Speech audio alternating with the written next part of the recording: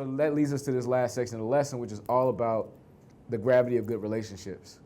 And obviously the old adage of like, look to your left, look to your right, that's who you want to be networking with, not just networking up. That is very true. My entire career, up until the most recent movie I shot, which has not come out yet, up until that film, everything that I made was with the homies. You know, like my very first movie, The Land, obviously Stephen Capel, filmmaker that was in USC grad school with me, right? A movie that I sold, I had, 2019 was when the industry sort of finally saw me as a company and saw what I was doing, because I had a bunch of bidding wars back to back with scripts and studios. So in 2019, we sold a movie called Assisted Living that was a comedy, sort of like a new take on Sister Act, but completely original idea. The writer of that project was Kay Oyegan. Kay is a Nigerian-American sister that was from Philly, but I met her in school as well. She was a year ahead of me in school, and I told her, about this very loose idea.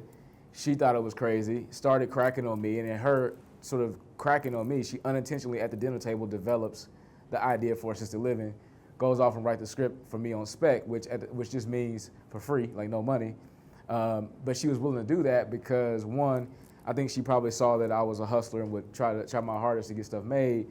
But two, she also was in a position where she was a big TV writer on a show called This Is Us, which I'm sure many of us have seen. And so she was the highest ranking black woman on that show, if not the only black woman on that show. And because of that, in the feature film space, people thought she just wrote drama because, as somebody said earlier, Hollywood loves a good box, right?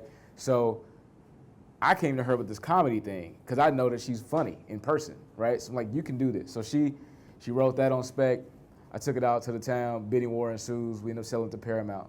And then maybe a month or two after that, maybe like a month after that, I signed with CAA, which producers typically don't have agents, but at the time it made sense because I knew what I was building.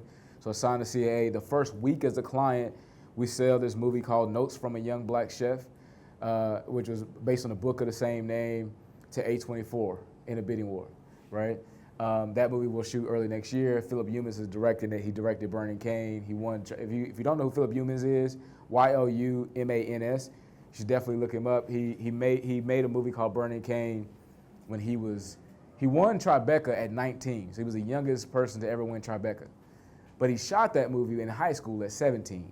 Basically like hustling on the weekends, convinced Wendell Pierce to star in it in New Orleans, made this movie.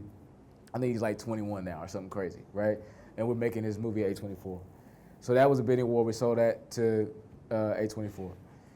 Then right after that, They Clone Tyrone, which I had previously sold as a pitch to Macro the year before. We sold the script with an actor attached. Bidding war ensued. Every studio in town is basically now pitching us on why they should buy the movie, why we should let them buy the movie. We sell it to Netflix in the bidding war, and obviously that movie's out now. Who in here has seen They Clone Tyrone? Dope. Who in here hated it? Okay, good. I want to talk about it, seriously. So everybody else loved it? Okay, dope. So we'll talk about that too, but that was a bidding war, sold it to Netflix. Shortly after that, of course, this is like all in like a 3-month span, right? So I'm just like hitting the town left and right. Who is this dude? What's happening over there? I don't understand, right? But Notes from a Young Black Chef was, again, just people that I was either like working with left and right? Like kind of uprising people, new filmmakers, et cetera. Tyrone was the filmmaker and the writer and his co-writer. They were classmates as well, right? Shortly after that, I sold a movie in a bidding war called Shadow Force, this is the one we just shot in Colombia for 4 months in the country of Colombia last year. It's a big action thing. It was somebody I went to Morehouse with, Leon Shields. Like, he wrote this script. He was assistant for Reggie Hudlin at the time. I read it. We tore it up and built it back together, and then he sold it in the bidding war, attached Kerry Washington, Sterling K. Brown, and sold it to Lionsgate. Right, and then I did a deal with Lionsgate, et cetera. So there was this back-to-back sort of motion, but the point is it all came from people that I networked with to my left and my right? Like, I didn't try to go find an action script from some gigantic action writer. I read the homie script and was like, That's dope. I think I can get the juice around that and attach the right people to it to get a good look at it, right? So we get Carey, we get Sterling, take it out, and we sell it.